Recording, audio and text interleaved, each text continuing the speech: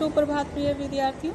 आज के हमारे अध्ययन का बिंदु है राम काव्य धारा के प्रमुख कवि। इससे पूर्व की वीडियो में हमने राम काव्य धारा से अभिप्राय एवं राम काव्य धारा की प्रमुख प्रवृत्तियों का अध्ययन किया था। उसी श्रृंखला में आज हम प्रमुख जो कवि हैं और उनके जो कृतित्व हैं उनका अध्ययन हम करेंगे। तो आशा करती हूँ कि आप इस वीडियो को ध्यान से देखेंगे और अपने नोट्स तैयार करेंगे। राम काव्य का आधार संस्कृत राम काव्य तथा नाटक रहे। इनमें वाल्मीकि रामायण, अध्यात्म रामायण, रघुवंश, उत्तर रामचरित्र, हनुमान नाटक, प्रसन्न राघव नाटक, बाल रामायण, विष्णु पुराण, श्रीमद् भागवत, भगवत गीता आदि उल्लेख्य हैं। इस काव्य परंपरा के सर्वश्रेष्ठ कवि महाकवि तुलसीदास हैं, किंतु हिंदी में सर्वप्रथम राम कथा लिखने का श्रेय विष्णुदास जी को है। राम काव्य धारा के प्रमुख कवि और उनकी रचनाएं। सर्वप्रथम तुलसीदास के कुल 13 ग्रंथ मिलते हैं, जिनका संक्षिप्त परिचय इस प्रकार से है। सर्वप्रथम दोहावली। इसमें नीति, भक्ति, राम महिमा तथा नाम महात्म्य विषयक 573 दोहे हैं। द्वितीय है कवितावली। इस रचना में कवित्व, सवैया, छप्य आदि छंदों में रामायण की कथा 7 कांडों में कही गई है, पर यह सर्वत्र क्रमबद्ध नहीं है, अतः संग्रह राम कथा ठहरती है। तृतीय है गीतावली। गीतावली में राम कथा को गीति शैली में कहा गया है। इसमें भी 7 कांड तथा 328 पद हैं। इसी क्रम में कृष्ण गीतावली। इसमें कृष्ण महिमा की कथा 61 पदों में है। ब्रज भाषा में कृष्ण लीला का सुंदर गान किया गया है। प्रिय विद्यार्थियों, यह भी गीति शैली में ही है।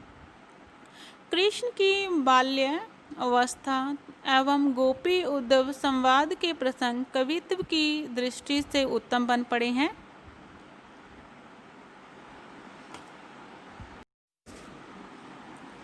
विनय पत्रिका।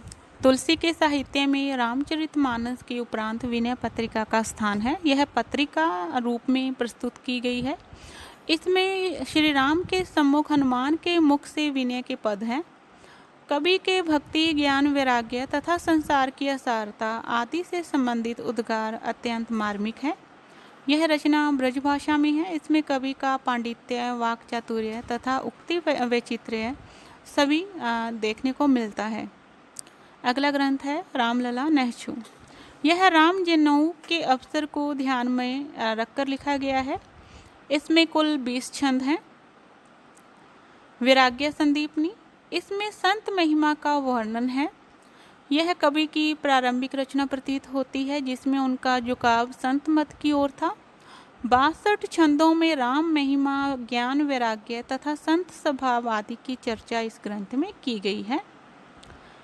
भरवे रामायण।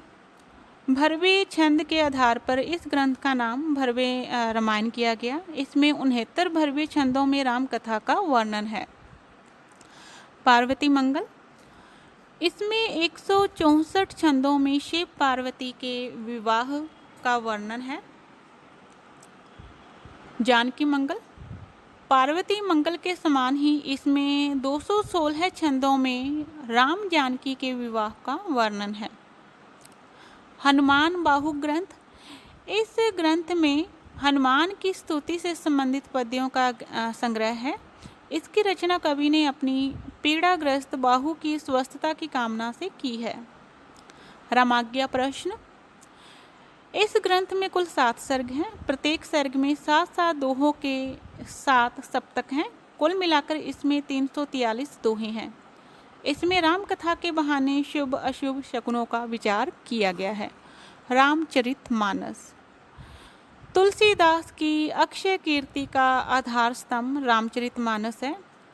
रामचरितमानस हिंदुओं का एक पवित्र ग्रंथ भी है। रामचरितमानस में राम कथा का वर्णन है, जो कि 7 खंडों में विभाजित है। यह भक्ति काल का सर्वश्रेष्ठ ग्रंथ और महाकाव्य है। वाल्मीकि द्वारा रचित रामायण, जो संस्कृत में रची गई थी रामायण, इस ग्रंथ का आधार है। अर्थात रामचरितमानस है जो तुलसीदास द्वारा लिखी गई है, उसका आधार ग्रंथ वाल्मीकि की रामायण है। परंतु दोनों की शैलियों में अंतर है। अंतर क्या है कि इसका जो राम कथा है, जो आधार है श्री राम है, उससे संबंधित अंतर है। अर्थात हम कह सकते हैं शैलियों से संबंधित अंतर है। जहाँ पर वाल्मीकि रामायण में श्री राम को सांसारिक व्यक्ति बताया गया है, वहीं तुलसीदास ने अपने रामचरितमानस में श्री राम को विष्णु का अवतार माना है। इसके साथ ही तुलसीदास जी ने रामचरितमानस में श्री राम की निर्मल एवं विशद चरित्र का वर्णन किया है। इस ग्रंथ के जो 7 कांड है उनका क्रम है: सर्वप्रथम बालकांड, अयोध्या कांड, अरण्य कांड, किष्किंधा कांड, सुंदर कांड, लंका कांड और उत्तरकांड।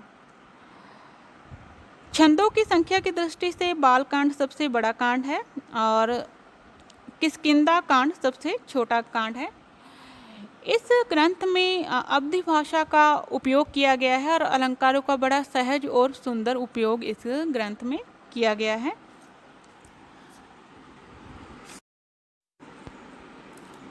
जैसा कि प्रिय विद्यार्थियों, मैंने पूर्व में बताया था कि राम काव्य धारा के सर्वप्रसिद्ध कवि हैं तुलसीदास, परंतु हिंदी में सर्वप्रथम राम कथा लिखने का श्रेय विष्णुदास को है। तो इसी क्रम में राम काव्य धारा के अन्य प्रमुख कवियों में सर्वप्रथम है विष्णुदास और इनकी रचनाओं के नाम हैं रुक्मणी मंगल एवं स्नेहलीला। द्वितीय नाम आता है ईश्वरदास का। इनके 2 ग्रंथ हैं, भरत मिलाप और अंगद पेज, जिसमें रामकथा का वर्णन है। नाबादास कृत रामा अष्टयम, भक्तमाल और रामचरितमानस।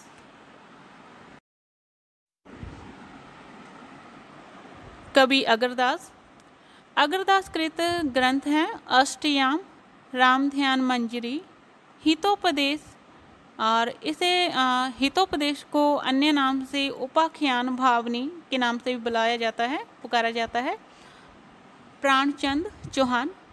इनके द्वारा रचित ग्रंथ का नाम है रामायण महानाटक। कवि हृदय राम कृत ग्रंथों के नाम हैं हनुमान नाटक, सुदामा चरित, रुक्मणी मंगल। तो इस प्रकार से प्रिय विद्यार्थियों, हमने राम काव्य धारा के प्रमुख कवियों का हमने अध्ययन किया है और उनकी प्रमुख रचनाओं के बारे में हमने जानकारी प्राप्त की है। इसके संबंध में देखिए 2 प्रकार से प्रश्न पूछे जा सकते हैं कि राम काव्य धारा के कवियों का नाम बताइए और उनकी रचनाओं के नाम आप लिखिए। एक तो ये प्रश्न हो गया, और एक प्रश्न आ सकता है जो कि बहुत ही ज़्यादा महत्वपूर्ण है कि इस काव्य धारा के प्रसिद्ध कवि कौन हैं और उनकी रचनाओं के नाम बताइए, उनके ग्रंथों की कितनी संख्या है। गोस्वामी तुलसीदास की रचनाओं का संक्षिप्त परिचय दीजिए। तो इस प्रकार से ये प्रश्न आ सकते हैं। आशा करती हूँ कि आपने इस वीडियो को ध्यान से सुना होगा।